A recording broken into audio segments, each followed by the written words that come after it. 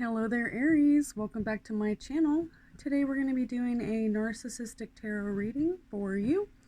And if you do enjoy my readings, please be sure to like and subscribe, as well as leave me a comment if this reading does resonate with you. Alright, so today we've actually got kind of a strange reading today. Under what's crossing you, we have the Queen of Pentacles, which is the most motherly card of all of the Queen cards. She's basically representing the sign Taurus, and this person is extremely generous, an entrepreneur, very talented. She has a beautiful garden, and she eats food from her garden every day. She always is helping others succeed, and also so that she can succeed. But most importantly, she puts in a daily regimen so that she goes out to her garden every day, and she brings in the healthy foods, and she takes care of herself. And this focuses on her own health and her own endurance. Now, the strange thing about this reading is the Narcissist card is the narcissistic mother.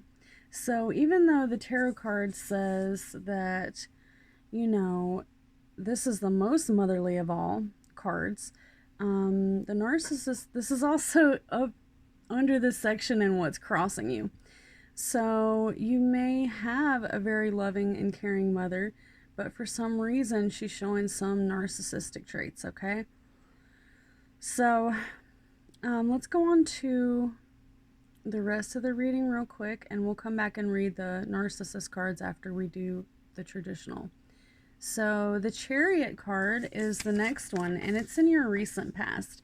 Now, the Chariot card is radical success, and it shows, that you've got popularity, you're able to travel, and you may even run into some car problems, but mainly you're just having opposing forces. So you may have more than one opportunity, and it's something you're just not sure what to choose because maybe you've got multiple opportunities and your car's broke down. You don't really know how in the world you're gonna make it to either or. But for some reason, it's gonna come together. Everything's gonna come together, and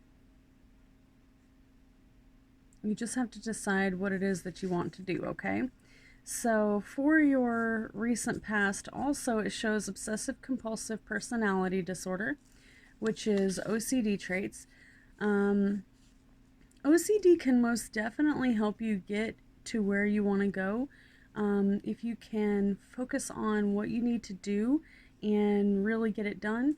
It can also slow you down in that you might obsessively, compulsively spend all your time cleaning something that's already spotless out of repetition, something it's just a habit, it's something that you've been doing all of your life, and now, you really need to be doing something else, like preparing for your future or whatever these opportunities are that are dragging you in two different directions. But don't let your OCD hold you back, okay? And that can just be having too many projects that are pulling you in two different directions. So for your immediate future, we've got the Wheel of Fortune. And this is a really great card, but it can go either way for you. So the good thing about the Wheel of Fortune is it's all about good luck and life cycles, destiny, and a turning point. But it's also about karma. So if you're putting out negativity, you're going to get negativity back. If you're putting out positive vibes, then you're going to get positivity back. So what you have to do is complete the closure and start a new beginning. So if you're on the inside of the wheel, They say it's kind of like a hurricane. When the hurricane comes over, if you find yourself in the center of the hurricane, you're not even going to know that there's a storm all the way around you in every direction, because all of the wind and everything is pushing outward. So it's not really going to destroy what's right there. But by the time that the hurricane is past, there will be nothing left there. Okay? So the thing about it is, if you're on the outside of the hurricane, then you're really going to get thrown. You're going to get thrown for a loop, okay? So make sure that you're putting out good karma, and good karma will come back to you, all right? And for your narcissist card for your immediate future, it says primary source of... Hold on, let me flip it over. It says narcissistic harem. All right, so a lot of these narcissistic groups on the internet talk about the harem garage. And this is like when you're dating a narcissist and they've dumped you, and they go to their cell phone and they start texting all their exes. All their exes are the harem garage. But it could be any circle of people, friends or loved ones, that are cheerleaders for the narcissist. They call them flying monkeys, or anybody who will blindly help someone who refuses to help themselves, okay? So a group of people that the narcissistic abuser uses to control others. The leader of... Okay, so I was looking at Angie Atkinson's video about the narcissistic harem. And to be honest with you, I have never seen so much information that was right on cue than this particular video right here on Angie's page. So she said that there's triangle, all right? And there's always at least 3 people in a harem. So you've got the leader of the pack, which is the narcissist, and then you've got the tool, the person who causes the drama for all of the rest of the harem. And then you've got the flying monkey, which is the victim of the narcissistic abuser. And the primary source of supply is the lover. So typically, not always, but typically. So they use... How do they do it? How do they get you into this situation where they're able to manipulate you? They use gaslighting, love bombing, and they also convince you that they're going to change so that you don't leave them. All right, so the narcissist will always look for a better supply. So the victim, and then the bad guy, and the savior. So here's your little triangle. One person's the victim, one person's the bad guy, and one person's the savior. So, for example, while the narcissist goes to one person and says, so-and-so did me so wrong, and they blah, blah, blah, blah, they don't tell you the whole story. They don't tell you what they did so wrong.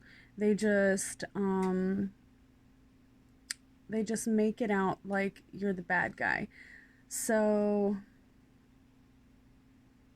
that the savior will give them money, all right, or whatever they want. It may not be money. Usually it's money, though. So they have to throw that guilt trip in there in order to manipulate. And then after they've manipulated you, then sometimes they will even switch it around. So then, you know, maybe if I'm the bad guy, and I know that we just got in a huge fight, but then my narcissist calls me up and is like, I'm sorry that we were fighting. And of course I'm like, oh, I'm sorry too. I didn't mean to be a mean old haggity wag. And then we make up, and then she flips it around and says, oh, well, so-and-so said such and such, and blah, blah, blah, blah, so can you help me with this?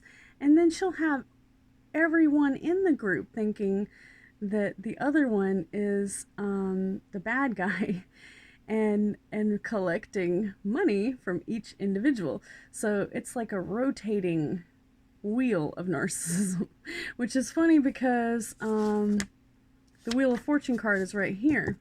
And I really hate it when people, it's bad enough if you have someone who's taken advantage of one person, but then whenever they flip the script and take advantage of two people, and I have seen it done where the narcissist is not even in this group.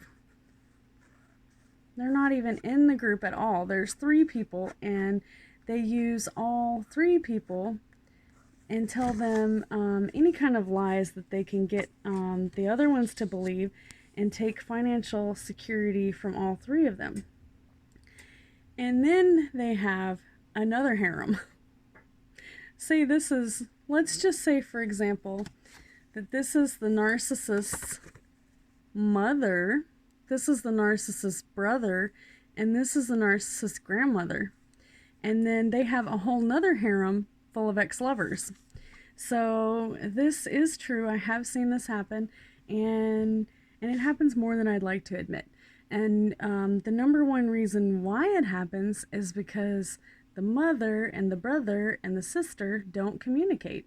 And they especially don't communicate with the other harem because they've been told all kinds of horrible things about those people, and they've probably got them blocked.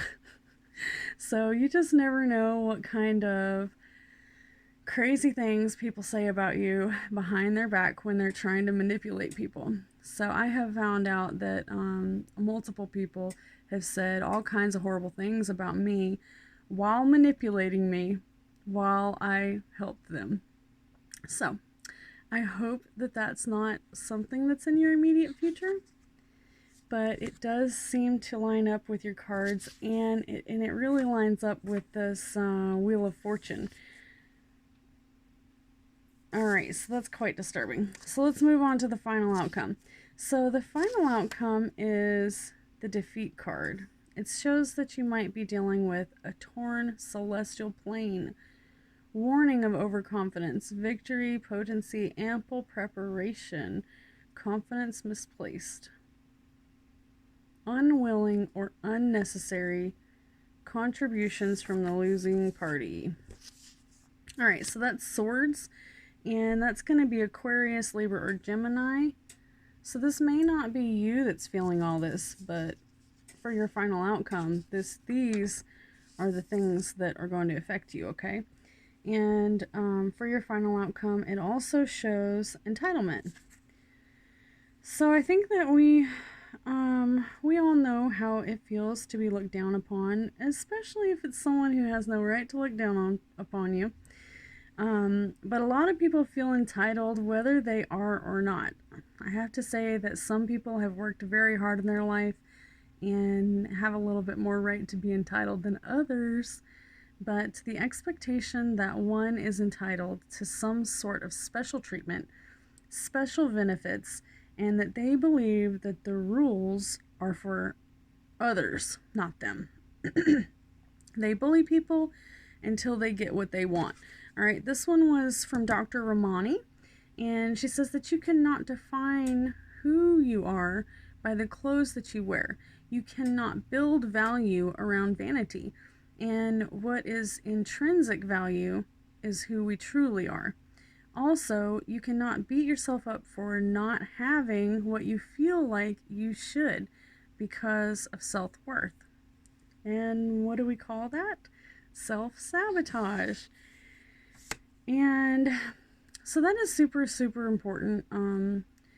It really doesn't matter how fancy your clothes are. My grandpa always used to say that pretty is as pretty does. So it doesn't really matter if you are the most beautiful girl in the world or the most attractive man. What really matters is what's in here. Okay? So as you can see in this card, you know, the man is carrying all these swords and he's having a hard time carrying them all. He's just defeated. He's dropped all of his swords and he's still moving through the battle. The 5 of Swords, it represents conflict, change, and instability. So you might be going through some unstable times, but maybe these cards here, can help you see if someone's been manipulating you. And hopefully not, but it will at least give you a shield and a clue if someone does try to manipulate you in the future. And you have to be honest with you.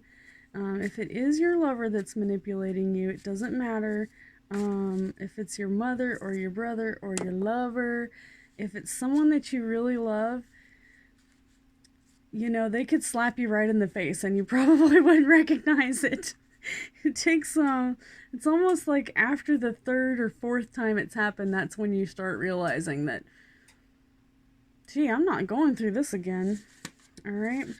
So your first card, which is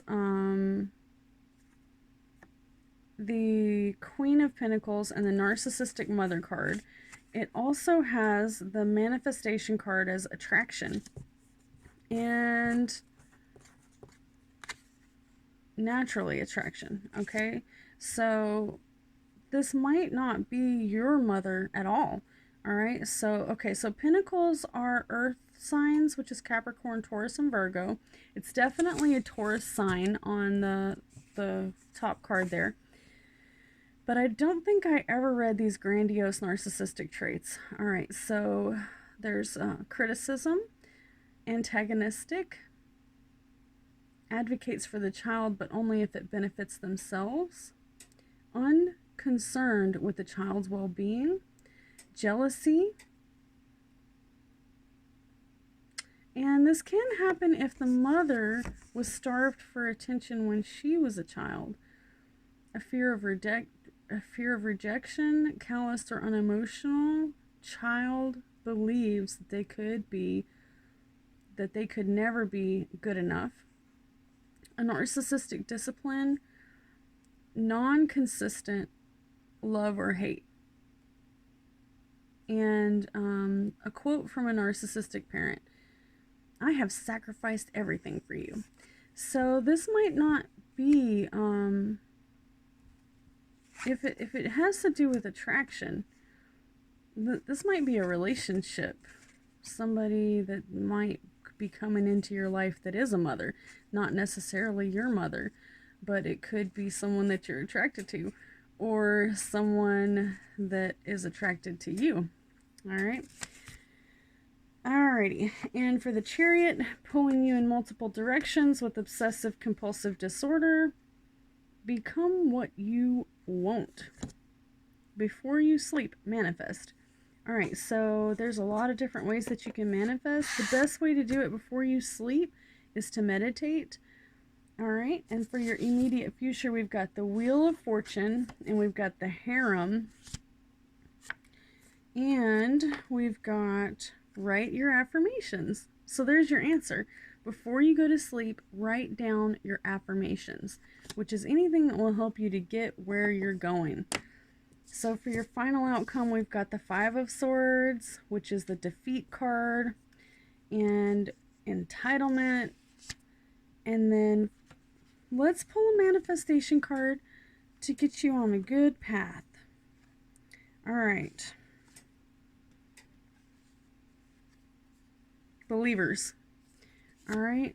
So you may be a believer, or you may be turning to believers for advice. I hope if I am this believer that I've helped you with this.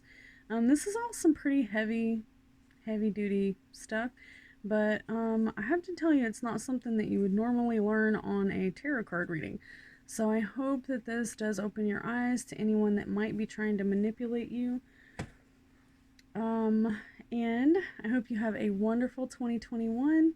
Please be sure to like, subscribe, share, and most definitely leave me a comment if this does indeed resonate with you. Good night.